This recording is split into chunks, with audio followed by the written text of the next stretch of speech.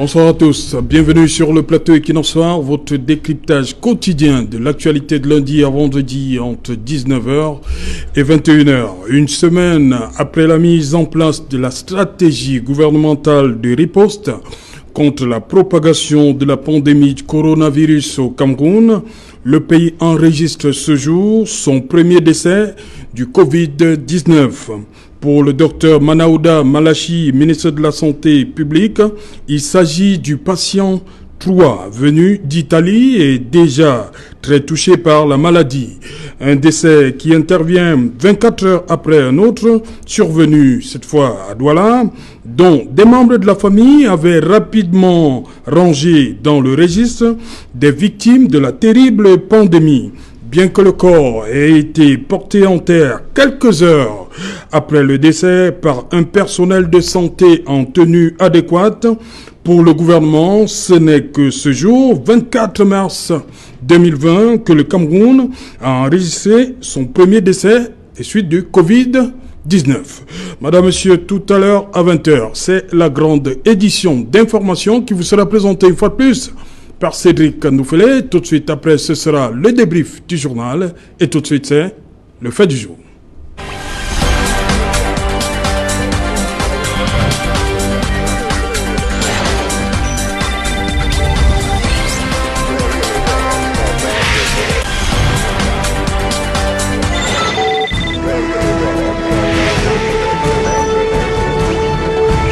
Coronavirus au Cameroun, le premier décès. Pour en parler, je suis en plateau ce soir avec le docteur Herero Diengwe. Bonsoir docteur.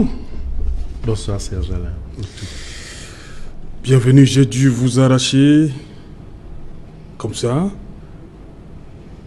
Mais vous avez votre tâche, vous avez accepté venir sur le plateau d'Equinox Soir ce soir. Je crois qu'il y a des instants, des moments dans une nation où la priorité doit être prise à sa juste mesure, oui, et que les enjeux de sécurité, des enjeux de vie pour nos concitoyens sont au-dessus de toute autre forme de priorité. Donc c'est sans hésiter que, sachant ce qui était à l'ordre du jour pour le débrief, je me suis défait de ce qui était au programme, c'est-à-dire une attention qui est souvent prolongée au chevet de nos patients, pour me rendre au service peut-être d'un plus grand nombre encore de potentiels patients. Docteur Herero, vous êtes psychopathologiste, psychothérapeute, psychologue, clinicien. Oui, c'est... Entre autres. C'est la santé mentale sur son versant non pharmacologique. Et donc il est question en tant que psychopathologiste de décrire et d'expliquer les comportements qui viennent tous, comme on le sait, du cerveau et qui malheureusement ne sont pas toujours des comportements adaptés. Et donc dans une situation comme celle-ci, on peut être exposé à la production un peu anarchique de réactions qui sont inadaptées, et en psychopathologie on aura la possibilité de les évaluer, et si on devait les modifier, ces comportements, les ajuster, les mettre en adéquation avec la réalité, alors on userait des stratégies techniques qui se trouvent cette fois-ci du côté du métier de psychothérapeute. Ok, je vous accueille avec ça, solution alcoolique. Merci pour ma sécurité. Voilà, en face de vous, docteur Jean-Paul, Sanjon Jean-Paul, tu préfères. Bienvenue. Merci. Vous êtes anesthésiste réanimateur, c'est bien cela, président de la Société camerounaise Anesthésie et Réanimation. C'est vrai, c'est bien vrai. Voilà, c'est ça également. Ah, merci. Voilà. Les nouvelles règles d'usage, merci beaucoup. Voilà, docteur Herero Diengwe, vous avez parlé des réactions inadaptées. Est-ce qu'aujourd'hui, avec ce qui se passe, les familles qui sont touchées, on va le dire, comment ça se passe dans ces familles? Avant qu'on ne voit les cas de décès, est-ce qu'au niveau, déjà, le fait de savoir qu'on est positif peut amener à un certain comportement? Je crois que ça commence un peu plus en amont que ça. Oui. C'est-à-dire qu'être positif, on peut être positif et l'ignorer. Oui. Ça veut dire qu'on peut ne pas savoir qu'on est affecté par quelque chose de potentiellement ou éminemment mortel. Et en général, quand on l'ignore, le fonctionnement ou le comportement de la personne peut ressembler au comportement qu'il a d'habitude. Donc, si le comportement change, c'est que quelque chose est monté à la conscience. Et cette chose envoie un message qui est un message de danger, c'est-à-dire l'insécurité par rapport au risque de disparaître. Parce que c'est en fait ça. Le cerveau n'arrive pas à contenir ça parce que son rôle premier, le rôle du cerveau, c'est de garantir la sécurité et la survie de l'animal que nous sommes. Et c'est vrai chez tous les animaux. Donc, chaque fois qu'il y aura un signal qui sera perçu ou interprété comme une éventualité, un risque de disparaître, de mourir, alors le cerveau va mettre en branle tous les mécanismes qui sont archaïques, qui sont automatiques, pour éviter de disparaître, pour éviter de mourir. Or, en général, sur le plan mental, nous essayons de résoudre les problèmes en réfléchissant. Or, la partie du cerveau qui réfléchit, c'est une partie qui est un peu précaire. Elle est minime par rapport à la partie du cerveau qui garantit la sécurité et la vie. C'est-à-dire que pour rester en vie, on n'a pas besoin d'être un surdoué. Pour rester en vie, on n'a pas besoin d'être un prix Nobel. Pour rester en vie, il faut juste être vivant et être capable de sentir ce qui est confortable, ce qui n'est pas confortable, ce qui est dangereux, ce qui n'est pas dangereux.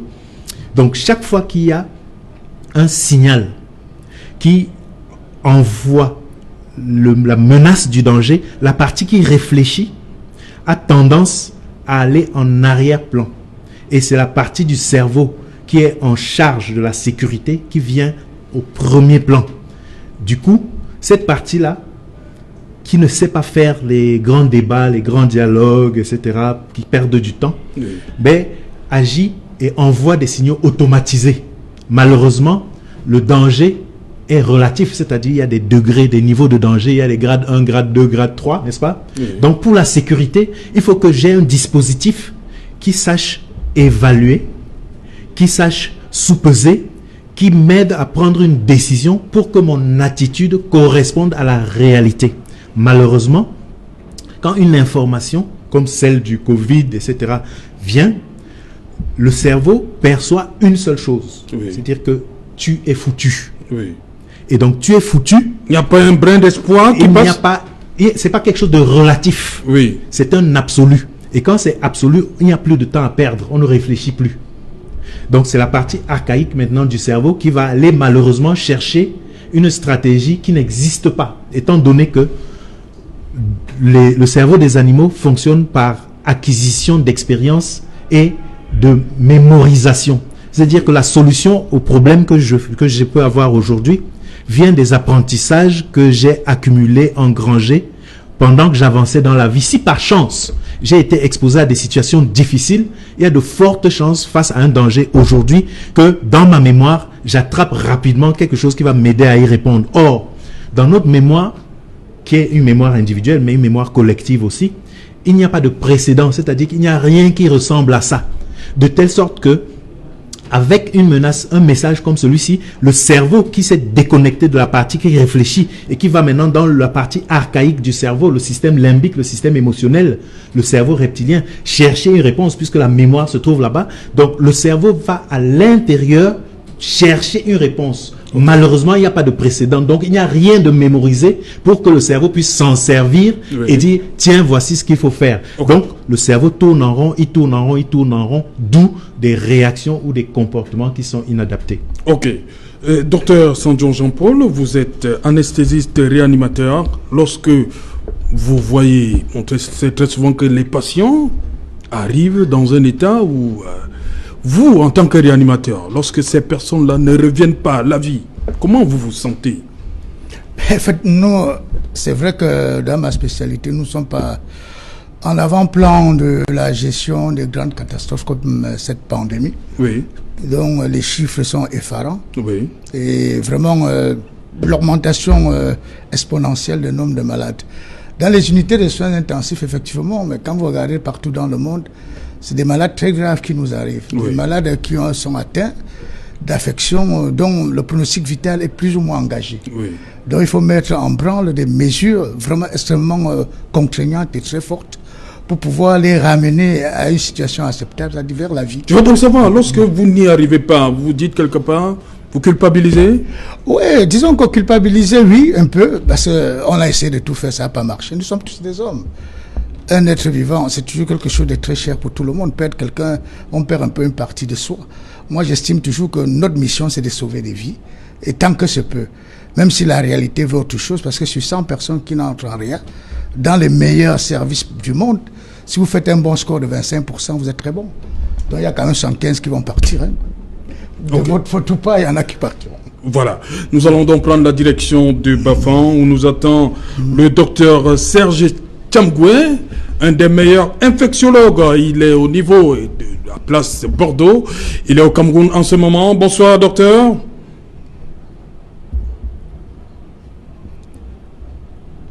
Oui, docteur, dites-moi, lorsque vous regardez les chiffres aujourd'hui de cette pandémie, qu'est-ce que vous vous dites? Ça se répand, rien n'est fait? Comment faire pour arrêter ça? Je précise que je travaille à la clinique Bordeaux-Douala qui est située à Bali, à Douala, et donc c'est pas la ville de Bordeaux. Donc ces chiffres sont effarants, ces chiffres sont extrêmement importants en termes de nombre de morts par unité de temps. Ils concernent actuellement d'autres pays, et il est important, le principal message qui m'importe moi en tant que Camerounais, c'est de tout faire en tant que clinicien pour participer à l'effort collectif pour que la pandémie ait le moins d'impact chez nous en termes de mort. Il s'agit de la mort. Il s'agit de barrer la mort. Et nous devons être tous mobilisés, à la fois nous les soignants et les usagers non soignants, tous les Camerounais, pour sur les versants prévention, pour éviter qu'il y ait beaucoup de morts. Donc c'est le sentiment qui m'anime en premier. Oui, on va revenir à vous, docteur Tchamgoué, dans un instant. D'abord vous, docteur Sandion. Aujourd'hui, comme dit le ministre de la Santé, c'est le premier décès. Alors que les chiffres ne font que monter, les cas.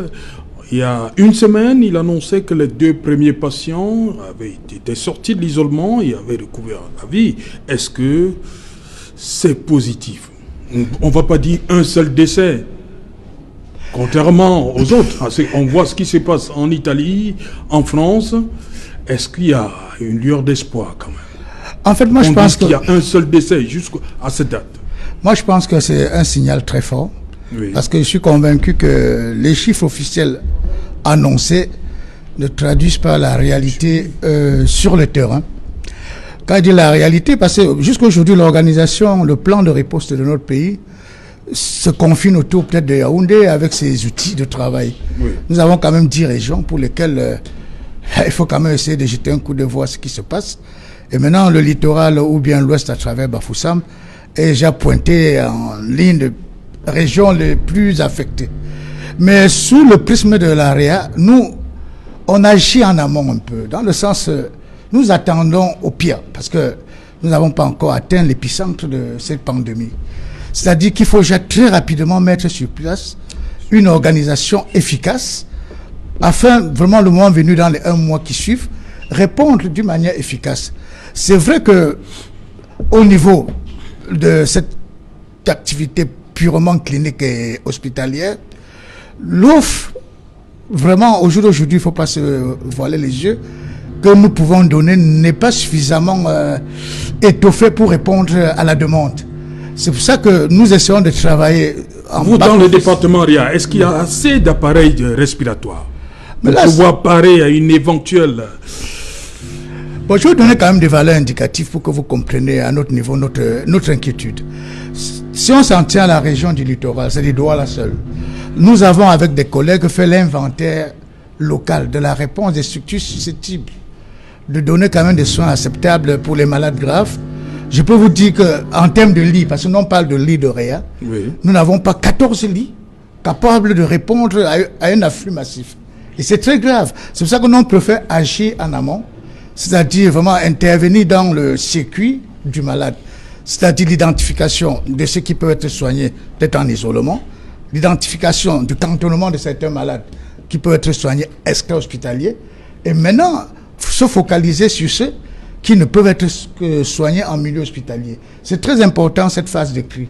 C'est ce que nous faisons même dans un autre contexte, c'est-à-dire des accidents graves comme l'accident des ECA en 2016. Oui. Vous avez un afflux de malades. On ne peut pas soigner tout le monde au même moment. Il faut mettre une stratégie d'approche efficace. C'est pour ça qu'à travers notre société savante, nous sommes en train de travailler pour mettre en place des algorithmes de cri même d'ailleurs. Quel est le malade moyen atteint de sa pneumopathie virale qui sera admis en milieu hospitalier? Quel est celui qui sera en confinement, en isolement? Quel est celui qui sera regroupé peut-être dans des centres de soins et soigné à travers le diagnostic fort? Parce que ce n'est pas tous les malades qui seront à l'hôpital. Et quand je vous dis qu'on n'a que 14 lits, regardons les ressources humaines. Ça, c'est un aspect que vous ne voyez pas beaucoup. Si je vous dis au Cameroun, il y a 40 réanimateurs, peut-être pour 5 millions d'habitants, ce n'est même pas le nombre d'un service dans un pays normal. Quand je vous dis qu'il y a des infirmiers... forcément à Douala et à Yaoundé. Mais à Douala et à Yaoundé... Et le reste du Cameroun? Disons peut-être à Garoua ou à Bafoussam. Ils ne pourront pas travailler. Donc nous attirons, nous sonnons vraiment fort vers le gouvernement. Attention, nous on doit commencer un volet de formation. Rappeler les jeunes médecins, même en formation, pour leur donner les basiques. Parce que ça, c'est clair et net que si vous faites même des centres de confinement. Moi, j'ai essayé le 15-10, dont parle le ministre depuis hier, faire des simulations. Alors, quand vous vous rendez compte qu'en faisant ces simulations, vous n'avez pas votre vis-à-vis en ligne. Pourtant, le 15-10, c'est l'accès déjà à l'information médicale. Quand vous savez même déjà que les centres de confinement Douala Yaoundé indiqués par le ministère, la première question qui vous renvoie là, qui fait le cri? Qui est derrière? Quel est celui qui oriente? Ça, c'est fondamentalement important parce que ça nous permet déjà de faire les guillages. C'est-à-dire, ceux qui seront peut-être rassurés parce qu'ils ont eu peur, ils ont un peu fait de la fièvre, ils ont un peu toussé, qu'est-ce qu'on peut leur dire en réponse et qui soit fiable et crédible? Et maintenant, ceux qui doivent passer par un screening, c'est-à-dire une consultation, même fut-elle externe, et qui doivent être retenus ou retournés à la maison, ça c'est très important. Et maintenant, ceux qui sont vraiment dans une situation médicale où il faut faire quelque chose, qu'est-ce que nous leur offrons comme soin? En veillant sur quelque chose de fondamental, c'est la sécurité du personnel médical. Vous savez, nous travaillons sur un terrain particulier. C'est des malades hyper infectés avec des surinfections graves. Maintenant, vous dites à ce médecin, à cet infirmier de travailler dans un environnement agressif sur le plan santé, dont même son pronostic vital peut être engagé, mais c'est un autre type de problème qu'il faut régler maintenant, avant d'atteindre, je vous dis, l'épicentre de cette pandémie. C'est ça qui nous fait plus peur que ça. Vous voyez, on bavarde, on fait des gros discours, c'est bien beau. Les mesures de prévention, c'est bien beau, qui sont plus ou moins respectées, mais les chiffres vous interpellent. On a fait ces mesures, le gouvernement a décrit les 13 mesures, on double les chiffres. Donc ça veut dire qu'il y a échappement. Okay. Il faut se regarder dans les yeux. Voilà. Donc, oui, docteur Djengoué, on parle du premier cas, le décès, il est là. On sait forcément que pour ce type de décès, la famille, on voit ce qui se passe en Europe, ils sont incinérés, les corps. Comment la famille gère ça? Nous sommes des Bantous, nous sommes en Afrique. Comment on gère ce genre de rupture avec son mort, on va le dire comme ça? J'aurais presque envie de dire, Serge Alain, que avant de mourir, on est vivant. Oui. Et donc, la question du deuil est une question qui se pose, évidemment, parce qu'une fois que quelqu'un est parti, il va falloir en faire quelque chose. Mais l'urgence aujourd'hui, on peut se demander si l'urgence sur le plan psychologique même, c'est celle d'enterrer quelqu'un ou bien de faire quelque chose de sa sépulture, ou alors, même pour ceux qui sont encore là, de tout faire pour rester vivant. Oui. Parce que la question aujourd'hui, c'est celle-là. On est en danger. Vivant, oui. On est en danger et il est question de tout faire pour rester vivant. Et c'est valable pour tout le monde. Donc, le docteur Sanjon l'a fort bien souligné. Il y a un aspect qu'on va peut-être ignorer, mais ceux qui sont en première ligne, notamment les soignants, le personnel soignant. Oui. Moi, je travaille dans la prise en charge psychologique, dans la santé mentale du personnel à l'hôpital La Quintini. Donc, ceux qui sont en première ligne, ce sont les soignants. Au moment où ils vont être exposés par des personnes qui arrivent en consultation externe, par exemple, avec des préoccupations comme celle-là. Donc, quand quelqu'un est infecté, il peut déjà transmettre, n'est-ce pas? Bon, donc, quelqu'un va arriver avec des difficultés respiratoires, des douleurs, des signes qui l'ont poussé à aller consulter. Mais avant qu'on ne mette en place un dispositif qui va le protéger et protéger le personnel qui l'accueille et qui le gère, qu'est-ce qui nous dit que à son passage, ne serait-ce que sur cet itinéraire de quelques mètres là, il n'aura pas déjà transmis à un nombre important de personnel et de professionnels ce virus? Ça, c'est une première question. La deuxième question, c'est qu'est-ce qui est mis en place? Et ça ne concerne pas l'hôpital La Quintinie, ça concerne les personnels soignants dans nos formations hospitalières, pour que le soignant ne soit pas la première victime, n'est-ce pas? Dans la mesure où, au titre de son métier et de son serment, la personne qui arrive en détresse et en danger mérite d'être prise en main, prise en soin, et si possible, le plus urgemment, n'est-ce pas, qu'il soit. Donc, étant donné que le danger concerne les êtres humains que nous sommes, le soignant étant un être humain, il est au même titre exposé que la victime préoccupée qui arrive là. Est-ce que ce soignant-là, du point de vue psychologique, a le droit de s'inquiéter pour sa propre vie? Est-ce que ce soignant, du point de vue psychologique, a le droit de développer, n'est-ce pas, un stress, une anxiété, voire des réactions paniques? Est-ce que ce soignant-là, en s'efforçant et en s'inspirant de toutes les valeurs, de toutes les croyances, tu aimeras ton prochain comme toi-même, etc., en s'inspirant de ça pour sauver à tout prix, n'est-ce pas, son patient, n'est pas susceptible, alors qu'il veut tout faire pour sauver son patient, de commettre même des erreurs. Parce que quand on est angoissé, quand on est stressé, l'algorithme a beau être simple, la panique, l'angoisse, la peur, les inquiétudes, l'anxiété, c'est un facteur de contre-performance. Donc, qu'est-ce qui va garantir dans ces circonstances que le soignant soit vraiment en capacité d'offrir ce qu'on a de mieux, n'est-ce pas, à offrir? Docteur Chamgwe, on revient à vous. Tout à l'heure, là, la technique nous a signalé on avait quelques petits soucis à vous avoir, docteur Chamgwe. Quels sont les signes qui devraient pousser un Camerounais à aller se faire consulter? On veut comprendre. Quels sont les signes? Les signes cliniques qui servent d'alerte, c'est d'avoir un patient qui a de la fièvre, température au-dessus de 38,2, qui est gêné pour respirer, donc qui a un essoufflement, qui tousse. Et si en plus cette personne a été en contact avec un patient ou quelqu'un dans l'entourage qui est revenu d'un pays à endémie coronavirus, ça devient un cas qui est tout à fait possible, et il est important que cette personne puisse avoir un conseil. Alors, la première chose que je voudrais dire, c'est que il faut éviter la panique. Il faut bien rappeler aux uns et aux autres les éléments qui favorisent la contamination d'une tierce personne. C'est les mains et les gouttelettes de sécrétion du nuage qui a été émis lorsque la personne a toussé. Et donc, clairement, si nous faisons attention avec les mesures barrières, on limite le risque d'être concerné. Donc, mais pour répondre complètement à votre question, donc il faut savoir qu'une fois que les personnes ont ces symptômes-là, 80% d'entre elles évolueront vers une forme non grave. C'est-à-dire, il ne va pas y avoir d'atteinte respiratoire sévère qui nécessite de l'oxygène, comme disait le docteur Sandian tout à l'heure. Et il est donc important, dans ce contexte-là, de ne pas se précipiter pour essayer de savoir si on a coronavirus ou pas, parce que sinon on va engorger les formations sanitaires, on va engorger les consultations, y compris pour des formes possiblement de coronavirus peu symptomatiques, peu graves, mais également pour les autres maladies qui peuvent toucher l'arbre respiratoire, mais qui ne sont pas coronavirus.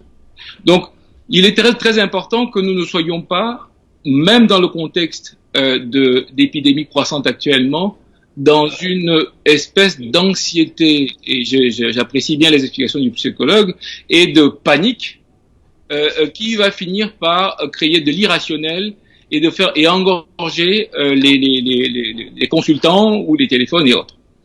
Tant que la personne n'a pas des signes cliniques qui peuvent justifier le fait qu'il y ait une assistance ventilatoire ou qu'il ait besoin d'oxygène. Voilà, donc, Dr Thiamgoué, une fois de plus, le gouvernement a sorti un certain nombre de mesures pour limiter la propagation du virus. Est-ce que ces mesures, selon vous, peuvent amener le Cameroun comme ça à éviter ce qui se passe, ce qu'on voit en Italie, on voit en France? Les mesures gouvernementales sont très importantes et nous devons suivre les consignes pour la prévention, pour éviter d'être contaminé. Et chaque Camerounais a le pouvoir d'éviter de se contaminer. Et en faisant attention à ce que nous touchons, en se lavant les mains régulièrement, quasiment toutes les heures si c'est possible, et même le plus que possible, et éviter surtout de transporter la main vers la bouche, le nez et le crâne. Et donc d'importer le virus vers les muqueuses aériennes dans lesquelles il va se retrouver, et il va se multiplier et il va proliférer.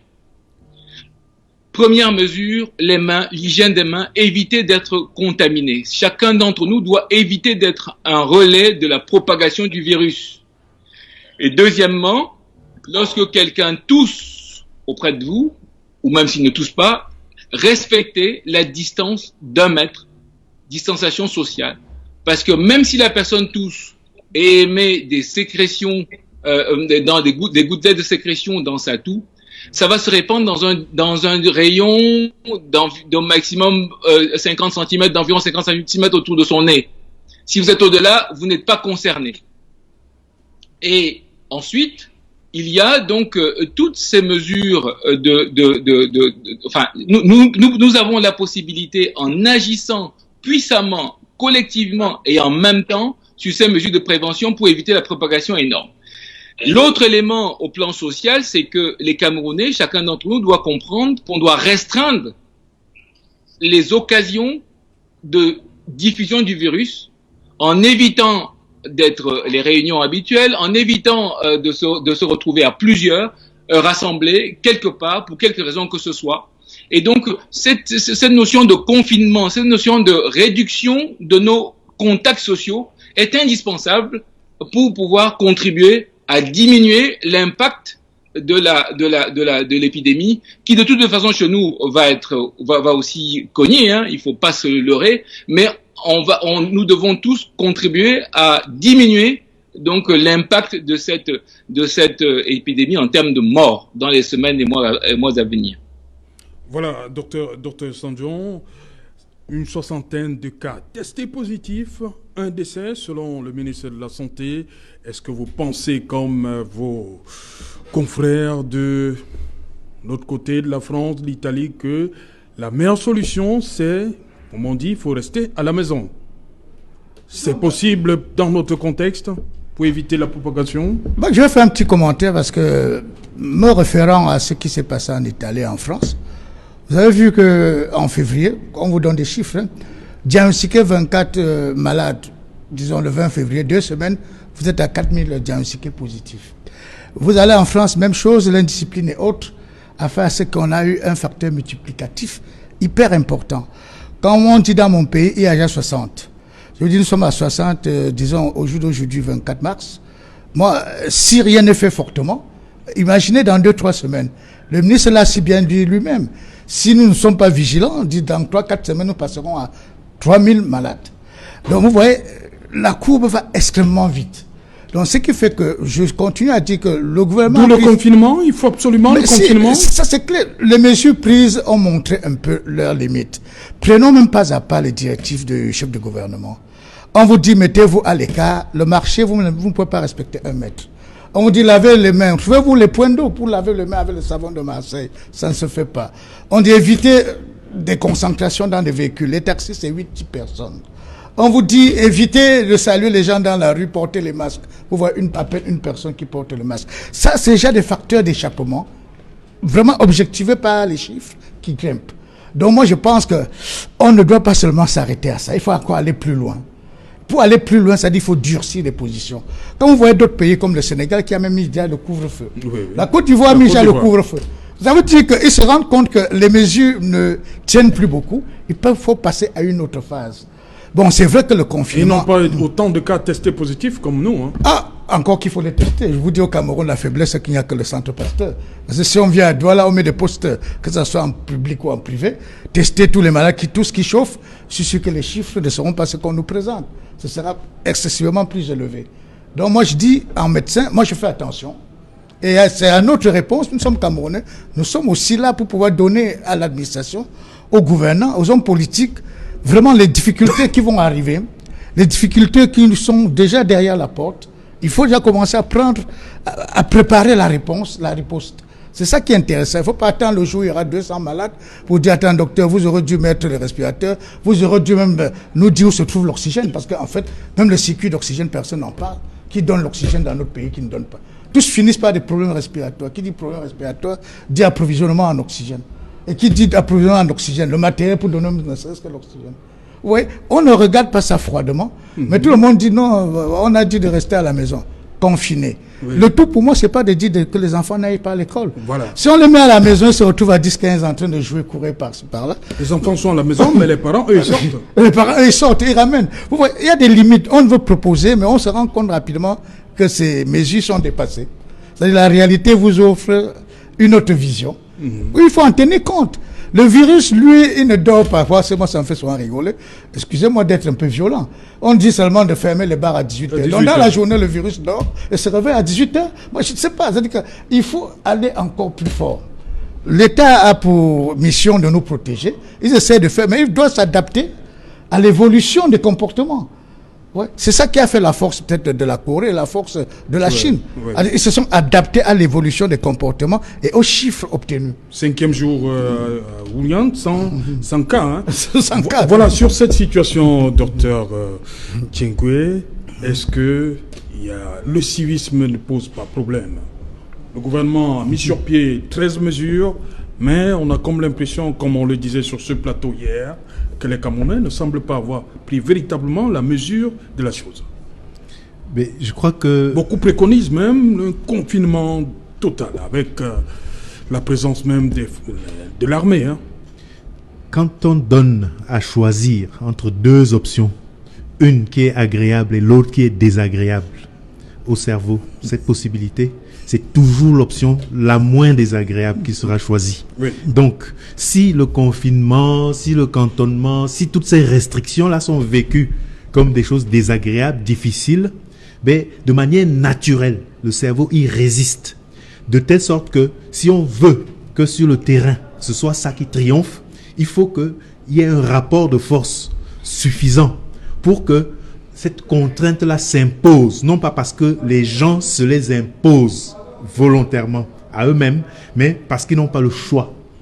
Donc, si les dispositions prises par le gouvernement avaient été accompagnées par un dispositif fort qui donne aux concitoyens la sensation qu'on n'a pas de choix parce qu'il n'y a pas d'option, il n'y a pas d'alternative, alors, première chose, tout le monde se résignerait à rester. Ce n'est donc pas par plaisir, c'est par obligation. Donc tout le monde se résignerait à rester confiné. Maintenant, si le but, c'est de conserver les gens à minima en bonne santé et donc les protéger du risque de mourir, ben, il faut aussi qu'en restant à la maison, il n'ait pas un risque de mourir. Par exemple, de mourir de faim, ou bien de mourir parce qu'ils sont trop dans la promiscuité et entassés dans un environnement où le virus trouve un terrain propice pour se propager. Donc, quelles sont les dispositions qui sont prises au niveau domestique dans chaque maison et puis au niveau collectif pour que les gens n'ayant pas le choix trouvent quand même la possibilité de se sentir en sécurité. Donc sur ce plan-là, je crois qu'il y a une lacune qui n'est pas seulement une lacune au niveau de la communication gouvernementale, mais qui est aussi une lacune en termes d'infrastructure. Donc, est-ce que les Camerounais ont le loisir, la possibilité de se sentir en sécurité chez eux? Il y a des gens qui ne rentrent chez eux que le plus tard possible, parce que quand ils reviendront chez eux, ils seront entassés les uns sur les autres. Ils n'ont pas d'espace. Donc, ils n'ont surtout pas intérêt à rester à la maison parce qu'ils se sentent plus en sécurité dehors. Donc, l'enfermer chez lui, c'est aggraver son insécurité. Donc, ça semble paradoxal, mais malheureusement, ça fait partie, n'est-ce pas, des phénomènes que l'on peut observer, notamment dans les grandes agglomérations. C'est-à-dire que dans les zones urbaines, comme Douala ou Yaoundé, les grandes villes, le risque que les gens se sentent étouffés et même menacés chez eux est tout aussi grand, tout aussi important que le risque d'être exposé à la transmission du virus en allant au marché, par exemple. C'est la même chose. Ok. On reviendra tout à l'heure parce qu'il est déjà là, Cédric Noufélé. Bonsoir Cédric, au menu ce soir, le journal. Bonsoir Serge Alain, bonsoir à vos invités ce soir. C'est d'abord cette pluie d'hommage à Manu Dibango, légende de la musique mondiale, lui qui s'est éteint à 86 ans des suites du Covid-19 en France.